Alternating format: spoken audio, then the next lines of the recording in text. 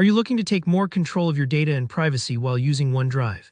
In today's tutorial, I'll walk you through how to stop sending optional data to Microsoft, choose exactly which files are synced, or even pause or completely disconnect OneDrive from your PC.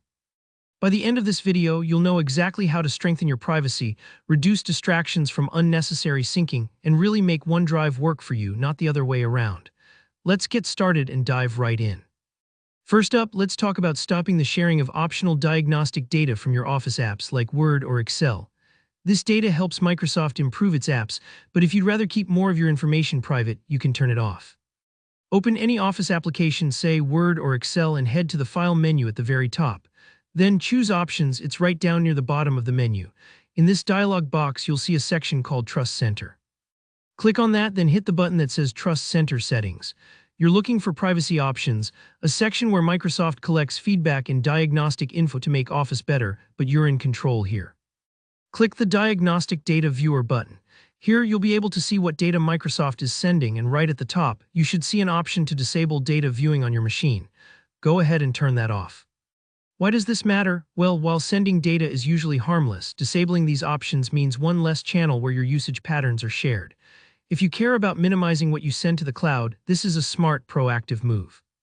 Next, let's focus on controlling which of your folders OneDrive actually syncs.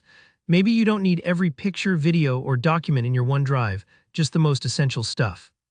Here, how to fine-tune what gets stored in the cloud and what stays strictly on your device. First, look at the bottom right corner of your screen. You'll see that white or blue OneDrive cloud icon sitting in your taskbar. Right-click it and a menu will pop up. From there, hit the little gear icon at the top for Settings. Once you're in the Settings dialog, jump to the Account tab. You'll see a button called Choose Folders. Click that and your synced folders will be listed out. Take a moment here to review them. Uncheck any folders you don't want to sync anymore, then simply click OK. This is perfect if, for example, you don't want a giant Downloads folder eating up cloud space, or you want to keep work and personal files separate. No worries if you uncheck a folder by mistake. You can always come back and add it again later. Now, what if you want to stop syncing completely? Maybe you're switching accounts or computers, or you just want a break from the cloud. Here, how to fully unlink your computer from OneDrive. Just as before, right-click the OneDrive icon in the taskbar and open up Settings. Again, head over to the Account tab. This time, look for Unlink this PC and click it. You'll be asked to confirm your choice. Now, before you do this, a quick but important warning. Make sure you move any files you need from your OneDrive folders like desktop documents or pictures, the ones currently syncing, to another safe spot on your computer. Once you unlink, any files not already synced may be removed from your PC, and you don't want to lose something important. Take a breath, double-check, and only unlink when you're sure everything backed up. And here's one more useful tip. If you just want to pause syncing for a while, you don't have to unplug everything. Right-click the OneDrive cloud and you'll see an option to pause syncing temporarily.